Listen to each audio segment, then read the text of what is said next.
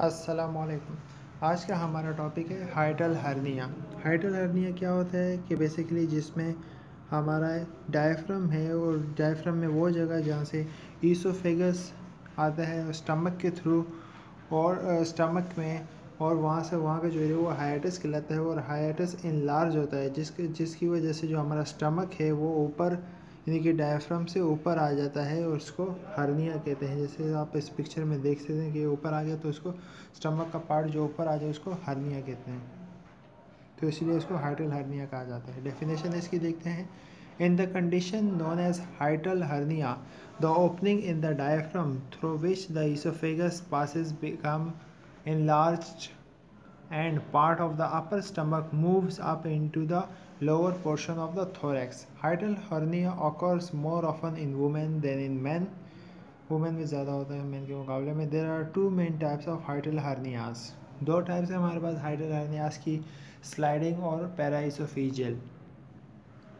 Sliding और type 1 hiatal hernia, it occurs when the upper stomach and the gastroesophageal junction are displaced upward and slide in and out of the thorax. About 95% of patients with esophageal hiatal hernia have a sliding hernia.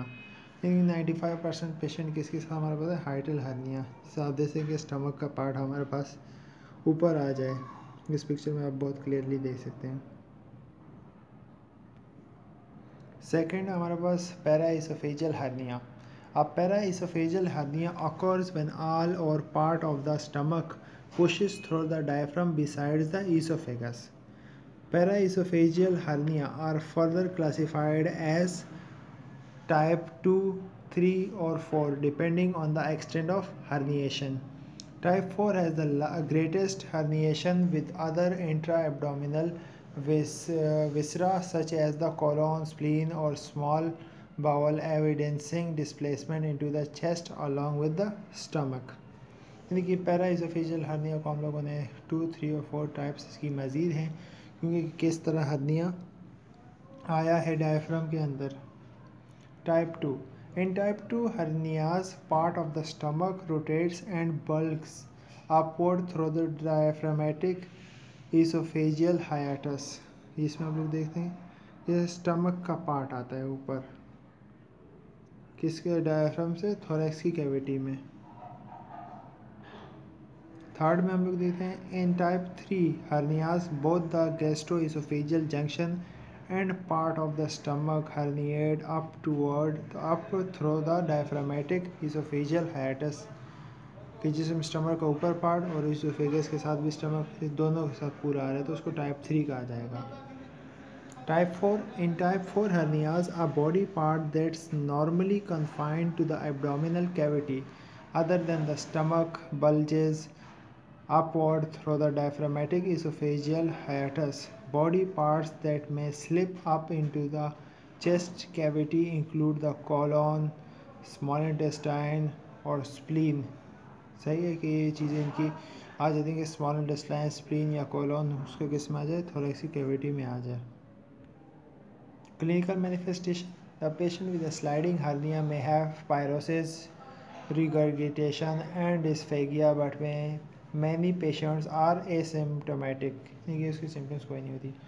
The patient may present with vague symptoms on intermittent epigastric pain or fullness after eating.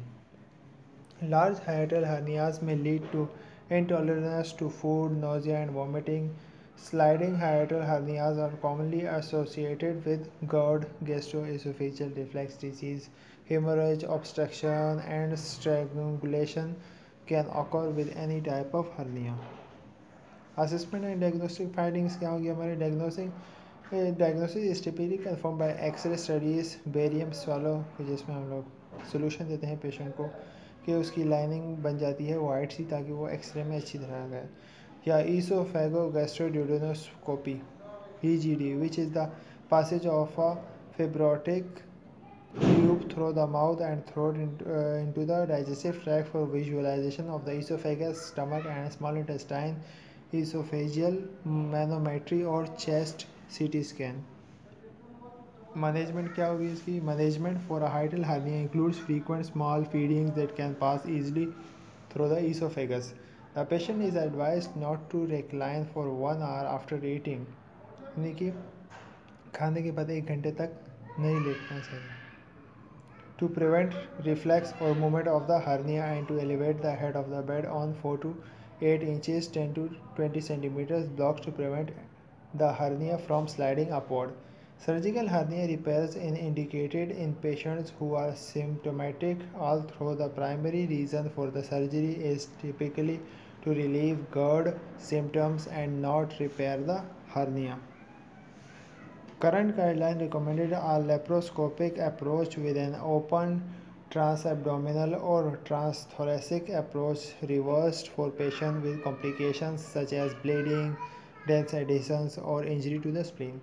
Up to 50% of patients may experience early post-operative dysphagia. Therefore, the nurse advances the diet slowly from liquids to solid while managing nausea and vomiting, tracking nutritional intake, and monitoring weight. The nurse also monitors for post-operative bleaching, vomiting, gagging, abdominal distension, and epigastric chest pain, which may indicate the need for surgical revision. These should be reported immediately to the primary provider. Surgical repulse is often reversed for patients with more extreme cases that involves gastric outlet obstruction or suspected gastric strangulation, which may result in ischemia, necrosis, or perforation of the stomach. Thank you. Hope you like it.